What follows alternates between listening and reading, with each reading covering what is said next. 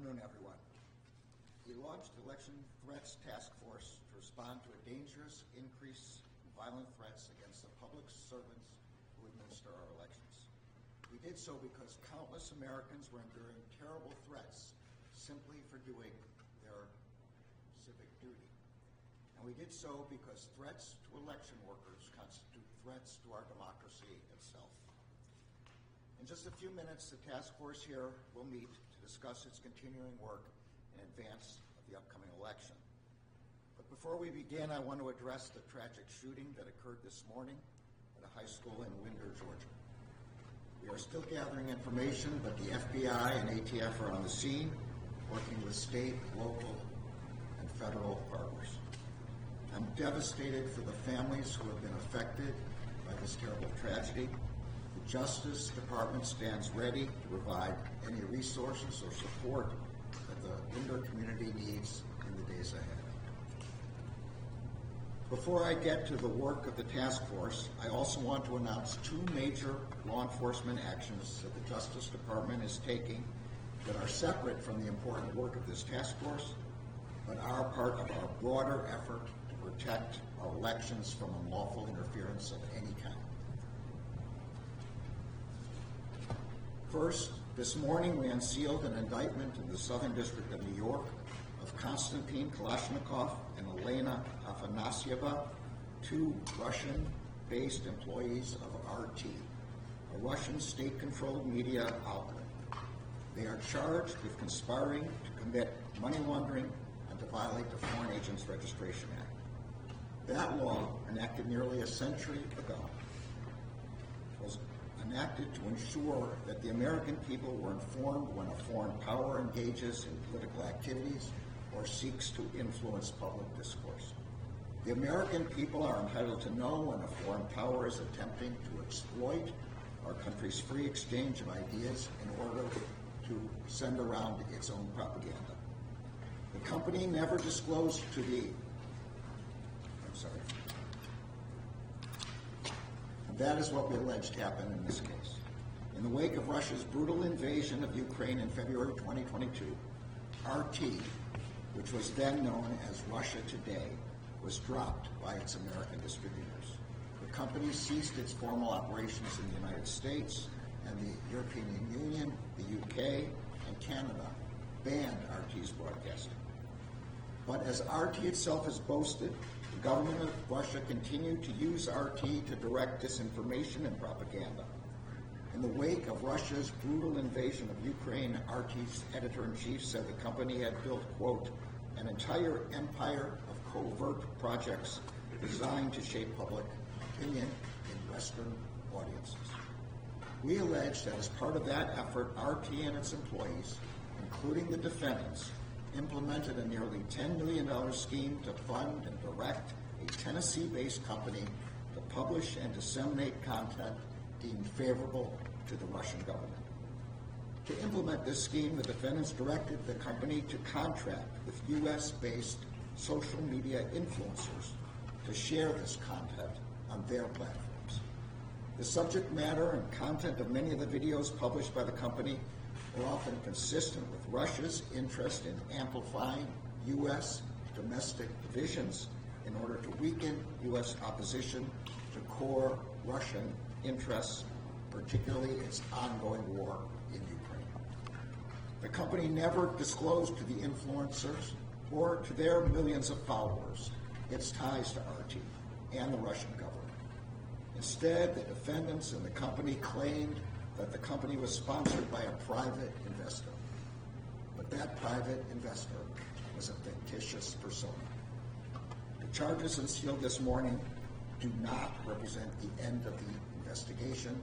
It remains active and ongoing.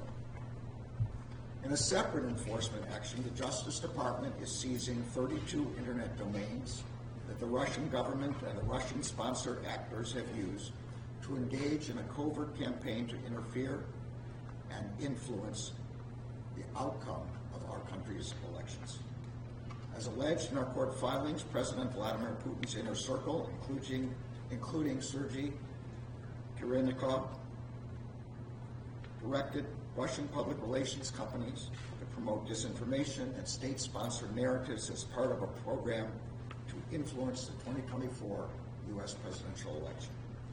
An internal planning document created by the Kremlin states that as a goal of the campaign is securing Russia's preferred outcome in the election. The online infrastructure used by the Russian public relations company, known as the Social Design Agency, or SDA, and related actors, included what are sometimes referred to as cyber-squatted domains.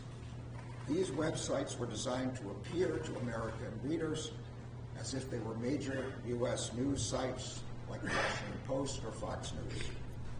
But in fact, they were fake sites. They were filled with Russian government propaganda that had been created by the Kremlin to reduce international support for Ukraine, bolster pro-Russian policies and interests, and influence voters in the United States and in other countries. Internal documents of the Kremlin describe the content as, quote, bogus stories disguised as newsworthy events, close quote. This malign influence campaign has been referred to as doppelganger. The Russian public relations company drove viewers to these websites by deploying influencers and paid social media advertisements. They also created fake social media profiles, posing as U.S. citizens, post comments on social media platforms with links to the sites. According to SDA's records, it actively sought to, quote, eliminate the possibility of detection of the Russian footprint. Both of the schemes I've just discussed make clear the ends to which the Russian government, including at its highest levels, is willing to go to undermine our democratic process. But the enforcement actions I've discussed also make clear that the Justice Department will aggressively counter such efforts. And the same is true of the entire United States government. Today, our colleagues at the State and Treasury Departments are announcing parallel actions in both of these matters. Unfortunately, we know that Russia is not the only foreign power seeking to interfere in our elections. As the U.S. intelligence community noted 2 weeks ago, we have observed increasingly aggressive Iranian activity during this election cycle. That includes recently reported activities by Iran to compromise former President Trump's campaign and to avoid an election outcome that it regards as against its interests. Those recently reported Iranian activities also include efforts to obtain access to individuals who themselves have access to the presidential campaigns of both political parties. The Justice Department's message is clear. We have no tolerance for attempts by authoritarian regimes to exploit our democratic system of government.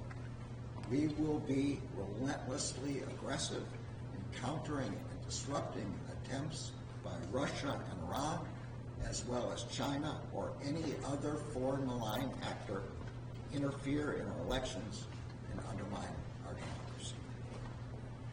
Now I will turn back to the topic of today's meeting. Just as we are dedicated to combating foreign threats to our elections, we are equally dedicated to confront domestic threats against the public servants who administer our elections. Since the 2020 election, we have seen an unprecedented spike in threats against the public servants who do administer our elections. Election officials, workers, and volunteers in communities across the country have been targeted with heinous acts and threats of violence. The following are a few examples of successful enforcement actions that the Justice Department has taken over the past year. In New Mexico, county commissioners and other elected officials were targeted with a series of shootings that the department has alleged in court papers were organized by an unsuccessful candidate for the state legislature who claimed that the election had been, quote, rigged against him. At least 3 of the shootings occurred while the intended victims or their children or their family members were at home. In February, 2 shooters who we alleged were recruited by the candidate pled guilty to carrying out the attacks. In March, the candidate himself was charged with a 13-count superseding indictment. In Arizona, a man sent a state election official a bomb threat warning that if she did not resign within 2 days, quote, the explosive device impacted in her personal space would be detonated. In March, the man was sentenced to 3.5 years in prison for making that threat. In Maricopa County, Arizona, an elections official, a county attorney, and their families were threatened by a defendant who called for, quote, a mass shooting of poll workers and election officials in precincts he believed had, quote, suspect results. His revolting comments included, quote, dead children burn into the memories of people. The county attorney who had been targeted later reported that he, his wife, and 4 children had been assigned round-the-clock protection and issued body armor in response to the threat. And the elections official who was targeted said in a victim impact statement that, quote, while I am the person directly threatened by this case, the impact of such threats is felt by a much larger community, the thousands of committed election workers who operate our democratic processes. When threats are made against any election worker, the impact reverberates throughout the entire community. That defendant was sentenced to 3.5 years in prison. In recent months, our enforcement actions have continued. In July, we secured the guilty plea of an Alabama man who repeatedly threatened to kill Maricopa County election workers and officials. In one particularly chilling message, he said, quote, you better not come in my church, my business, or send your kids to my school. You are stupid if you think you are safe. His sentencing is scheduled for next month.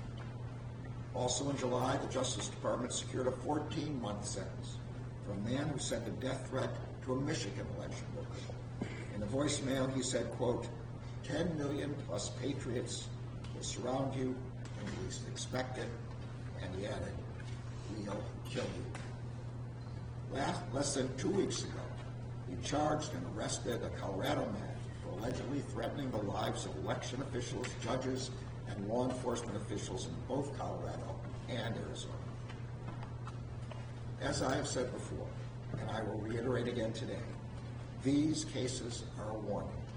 If you threaten to harm or kill an election worker or official or volunteer, the Justice Department will find you, and we will hold you accountable. In a democracy, people vote, argue, and debate, often loudly, in order to achieve the policy outcomes they desire. And the Justice Department will continue to relentlessly protect the rights of all Americans to peacefully express their opinions, beliefs, and ideas. But the promise of our democracy is that people will not employ violence to achieve their preferred outcomes. The public servants who administer our elections must be able to do their jobs without fearing for their lives. That is why this task force has been marshaling the full resources of the Justice Department to aggressively investigate and prosecute threats targeting election workers, officials, and volunteers. And we will continue to do so in the months ahead, when the task force will build on the partnerships with state and local election officials and law enforcement officials tasked with protecting them. Since March, the task force has participated in more than 25 convenings, engagements, trainings, tabletop exercises, including both with our law enforcement partners and with our partners in the election community nationwide. Over the next several weeks, task force representatives will be on the ground meeting with election workers. And in early November, both in advance of and after Election Day, the FBI will be hosting federal partners at its headquarters command center to address events, issues, and potential crimes related to the elections in real time. Election officials and administrators do not need to navigate this threat environment alone. We are here to support them and to make sure they can safely carry out their critical work. Protecting our democracy and protecting our elections was the founding purpose when the Justice Department was established in 1870. The department answered that charge then, and we will answer that charge today as we confront those who would use violence or threats of violence to attack those who administer our elections. Now I'd like to ask the Deputy Attorney General to make some comments. Thank you very much, Mr. Attorney General. And